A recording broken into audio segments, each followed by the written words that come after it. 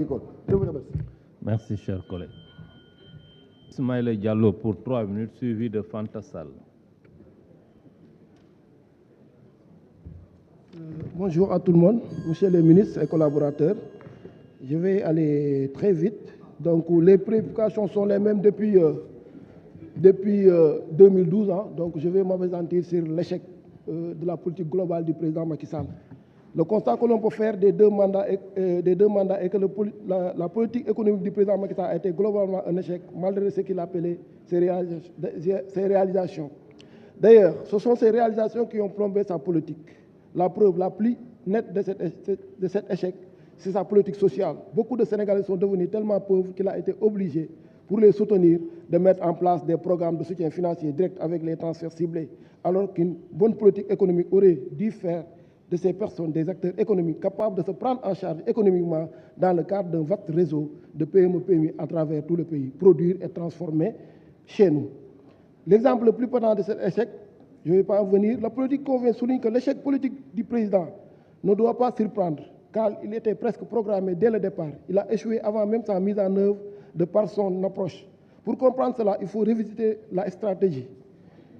Il avait, dès le début, fait dans sa campagne que des slogans. Yoonu yokkute, la patrie avant le parti, je ne protégerai personne. Souveraineté alimentaire, bon, c'était autosuffisance alimentaire au début et maintenant souveraineté alimentaire, alors que les Sénégalais ont toujours faim.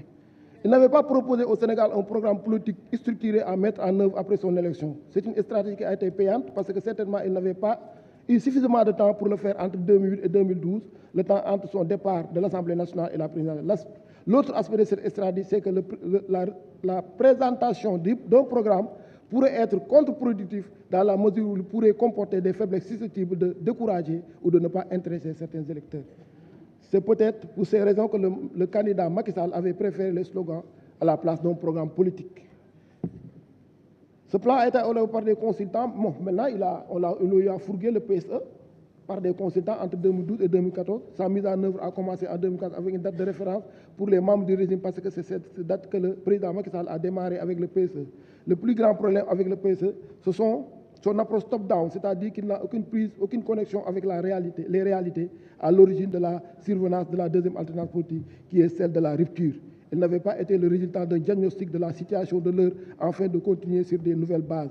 Les autorités de la seconde alternance voulaient amener une autre politique, mais elles ont commencé sur une fausse piste de départ parce que la politique de changement qu'elles ont mise en place n'était pas fondée sur une analyse profonde et objective de la situation économique du pays en 2012. Ils ont privilégié des investissements publics lourds financés à coups de milliards sous forme de prêts par des fonds extérieurs. Elles ont négligé le secteur stratégique clé à fort potentiel de développement comme l'agriculture, l'élevage et la pêche. Ce qui explique ce chute drastique vraiment de la pression, non pas de la pression fiscale, mais de la croissance de 10,2 à 4,7. Merci, cher collègue. Fanta Sall pour 3 minutes, suivi de Serigne Abo Mbacké Thiam.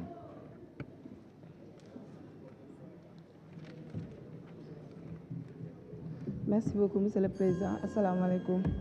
Monsieur le ministre, maa ngi leen di nuyu. Maa ngi nuyu seen collaborateurs yëpp. Monsieur le ministre, maa ngi lay